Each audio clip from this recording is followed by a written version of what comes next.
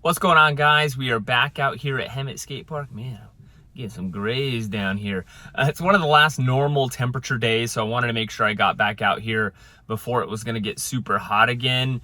I posed a little question in my last video if I should just bonk off the coping or if I should pop it, and the consensus seemed to be just listen to Mitchie and learn how to pop it. So I'm gonna warm up today with some of the normal stuff, pumping, kick turns, nose grab kick turns. But my only goal for today, and we'll see what comes of it, is to make sure I pop my tail. So I'm really gonna start trying to pop before the nose grab, hopefully get a little baby backside air under the coping, but popping the board into my hand. That is the goal today. Let's see if we can do it.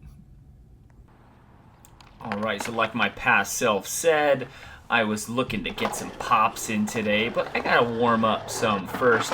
Can't go straight into popping to it. Now, off the drop-in, I was pretty sure I slashed the coping, which I've never touched pool coping before, and I wasn't trying to do that. I didn't want to do that, but I wasn't 100% sure that I got it. And so you guys may have gone through this before, but if you, man, I really sent that one, but if you get close to something and you're not sure if you got it, you gotta get it. I had to go back up and grab my board. That one I was a little too scared, so I carved it, wasn't sure of the speed, and boom, for sure got the coping there. So now I felt like I was able to do it. We hear the sirens in the background. That's the ambulance on hold for my drop-in. Boom! So word on the street is that this pool is 11 feet in the deep end. That would make this my biggest drop-in. I hadn't dropped into this deep end before. The first drop-in actually felt super scary because pool coping is a lot more intimidating for me. But with so much experience dropping in on that 10-foot vert ramp now, I knew what I had to do to land it, and honestly, it felt pretty cool to be able to drop in there, so I'm glad to cross that off the list. One thing about skating these rounded edges of pools, man, I'm really going over the top there. It's funny, it kind of gives me some confidence, though, that one day I'll have the speed to air it. But with the rounded ends of these pools, it's harder to knee slide. So on a flat wall, I'm confident I'm going to be able to knee slide out every time. But here sometimes, depending on how far you get pitched out, you're kind of knee sliding into the corner. And so you can't really knee slide straight down. So kind of weird. But honestly, this transition feels super comfortable, and so it is really, really good for me to learn and start practicing on. So working on some of my pumps. I think pumping regular to fakie like this is going to be something that continues to help me get ready for the backside air, just to make sure I have the right rhythm pumping up into the air. Feeling good pumping up to fakie 2. Normally I do that before I drop in, but I kind of skip that step. Gives me a little extra confidence that I'm not going to die, but thankfully the drop-ins went okay. Warming up some kick turns, getting up to the tiles. Really confident with my straight up and down kick turns now. I'd like to eventually turn that into maybe a little pivot on the coping, but for now I'm not really focused on any coping tricks yet. Starting to work on those nose grabs. I will tell you, there is absolutely nothing worse than missing the nose grab, because I mean, you're really doing like a practice step, and so if you're failing at the practice step like I am a lot here, it feels terrible. But it's something that for whatever reason on the vert ramp, it was a lot easier for me to get that coping, and I was really missing a lot of them here. You see the look on my face, not happy when I'm touching ankles. I think part of it was, and I don't know, the pool coping psychs me out a little bit. I don't know if I was just feeling a little sheepish. Now I'm starting some of these backside ollies. But I was a little weary to bring my front leg up, and so that was really affecting my ability to grab the board. Right off the bat, if you watch my last video at this park, I'm starting to ollie a lot higher than I was before. These aren't amazing. It's funny. Ooh. So I didn't like the camera angle, wanted to get up close and personal and adjust. So you'll see on the landing, my front foot is halfway off the board. That's a theme you're gonna see with some of these backside ollies that I eventually do correct by getting my foot more on the board. Honestly, if I wasn't going for a backside air and I was just practicing backside ollies, even on like 6-7 foot transition, I would be super stoked with this. This is something that even a couple months ago I never would have even tried. But because backside air is the ultimate goal, they're kind of just stepping stones. But last time I was here, I mean, I was nervous to get up to the circle and try anything, so it's really encouraging that most of my attempts are up there by the circle, if not above it. Once again, I'm trying to pop it up into my hand. That was closer, but I'm not sucking up my front leg enough. And so you'll see that here. I like to go slow-mo because one thing I'm doing wrong also is, so I've watched a lot of backside airs. I mentioned that in the last video. And you want your legs to be almost completely straight before you pop.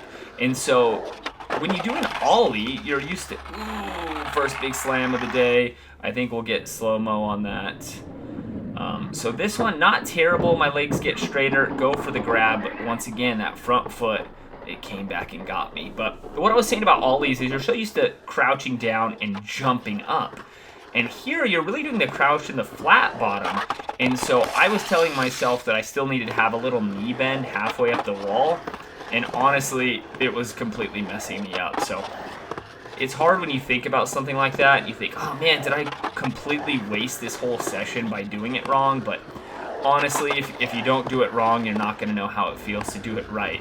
It's sad to say that, but just kind of how it goes. So this is me starting to mess around with timing a little bit. You see, my legs just still aren't getting completely straight, and honestly, I think I need to pump a little bit higher too. So for the next session, I'm going to try and get my front wheels closer to that tile. Now that one felt super good. You can see by my face. So if we slow-mo this, you'll notice my legs, they do straighten out right before I pop. And that allowed me to float it much better. Now my foot position is still terrible. That's something I had to fix. And that one was pretty good too. But getting that floating feeling where, and you hear it with the wheels, it's not just a click, click. It's kind of a click, click.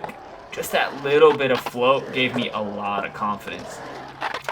After those good backside ollies, I wanted to change the angle and see how high I was getting off. Sadly, I don't think I got any more from this angle, at least, that were that good. I am getting higher on some of them, so that's encouraging, seeing my back wheels up by the tiles.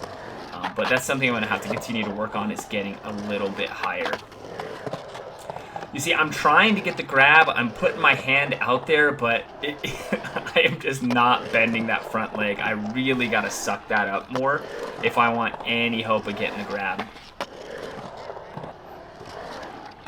You see, as I'm getting further away, I start practicing the kick turn nose grabs, but ooh, nice little sweat mark.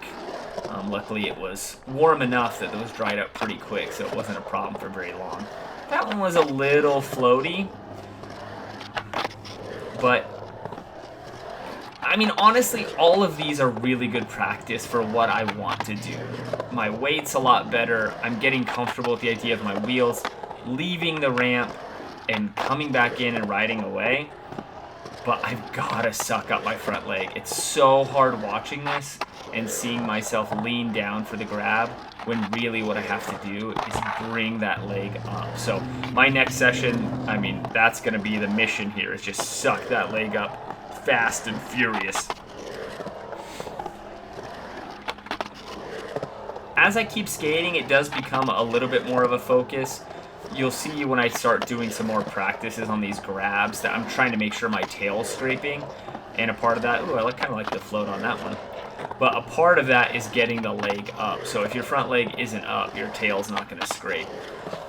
I think one other problem I was having here is thinking of it like a traditional ollie once again.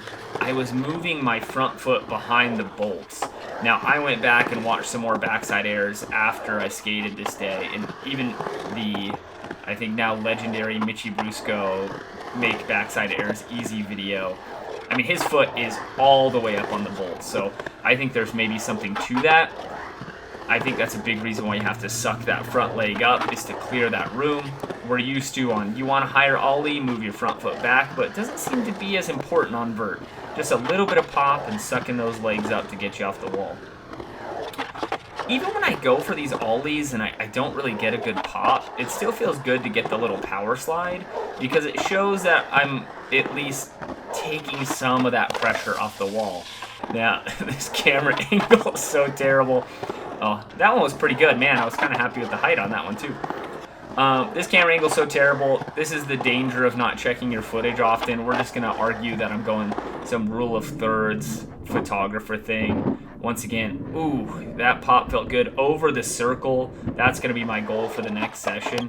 But you saw that I was able to fix my foot issue by getting my foot further on the board. So I really want to avoid my toes landing off the edge when I land from an ollie. But yeah, with this super awesome cinematic angle here, we watch some more. This is when I was telling myself I was going to get some more grabs, but I'm still having to reach too far down. And so when I'm having to reach for it, I mean, at best, I'm getting a nose tap. I did one more little run here because I was so angry with that last camera angle, but at this point, my legs were dead, that I don't think I got anything really spectacular. But I know what I need to work on for next time after this session. It's pumping up until my legs are straight, and it's sucking up that front leg. And then ultimately, if I want to get in the air, after I bring that front leg up, bringing the back leg up too. So I'm hoping to get back out there on Wednesday. So hopefully I can put some of those things that I need to work on into practice. But let's see how I was feeling after the session. Whew, I'm getting closer. Obviously not backsiding area over the coping yet. Didn't really expect that today. Today was a huge win. Honestly, dropped in on the deep end of the bowl. Supposed to be 11 feet. Never done that before. Slash grinded. I've never even touched pool coping before, so slash grinded the deep end. Just that alone was a win, but I was starting to feel a lot more comfortable popping. I'm not doing a good job of popping into a nose grab, but a couple of them I was getting close. I ditched my wrist guard towards the end to try and help out a little bit. I still didn't quite get it, but it's those building blocks that are getting me closer and closer. The pool feels a little bit more intimidating to try and air out of than the vert ramp I've been skating. So we'll see if I can get some under the coping here. Maybe then I can do some above the coping at the vert ramp. Who knows? But today felt great. I'm hoping to get back out here in a couple of days before it gets too hot. But we'll see. Thank you guys for watching. See you guys next time.